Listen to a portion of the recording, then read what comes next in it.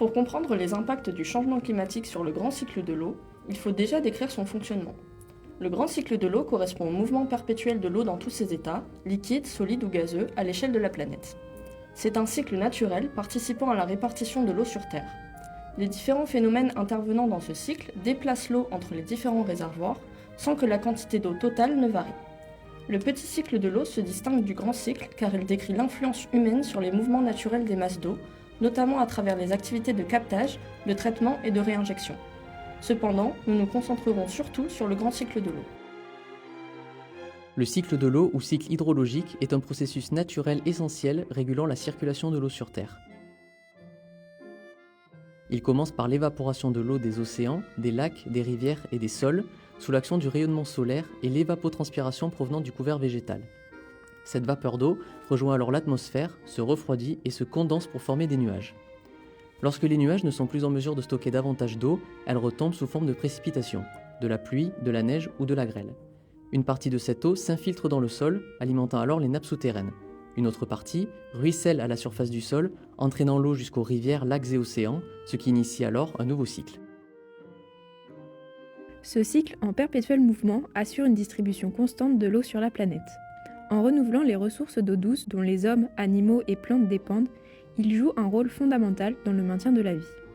Cet équilibre vital est néanmoins aujourd'hui fortement perturbé par le changement climatique. Le changement climatique, principalement causé par les activités humaines comme la combustion des énergies fossiles, la déforestation ou encore l'agriculture intensive, modifie les températures et les régimes de précipitation à travers le globe.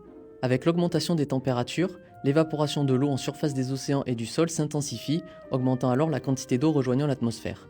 Cette plus grande humidité permet la création d'un plus grand nombre de nuages et peut conduire à des précipitations plus intenses dans certaines régions. Les phénomènes météorologiques extrêmes, tels que les orages ou les inondations, se multiplient, comme observé en Espagne en octobre 2024. Plus localement, les modifications de la chronologie des précipitations peuvent aussi impacter les régions agricoles reposant sur la prévision et la planification des épisodes pluvieux pour assurer la pérennité des cultures. Par ailleurs, le changement climatique modifie également la répartition des précipitations. Alors que certaines zones connaissent des pluies diluviennes, d'autres subissent des sécheresses prolongées. Certaines régions, habituellement humides, s'assèchent et voient leur disponibilité en eau douce se réduire, mettant en péril l'agriculture, l'industrie et privant certains villages d'eau potable, comme dans les Pyrénées-Orientales. La hausse des températures entraîne aussi une fonte accélérée des glaciers qui constituent d'importants réservoirs d'eau douce. Les rivières, alimentées par ces glaciers, voient leurs apports modifiés au cours de l'année par le décalage des périodes de fonte et par des débits moins importants en été mais plus forts au printemps, mettant ainsi à mal les populations qui en dépendent pour leur approvisionnement en eau potable.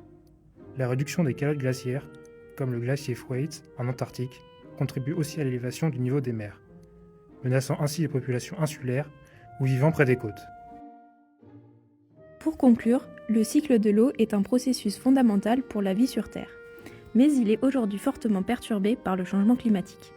Son dérèglement est à l'origine d'événements météorologiques extrêmes, de sécheresses, d'inondations, et met en danger l'alimentation de nombreuses régions du monde en eau potable.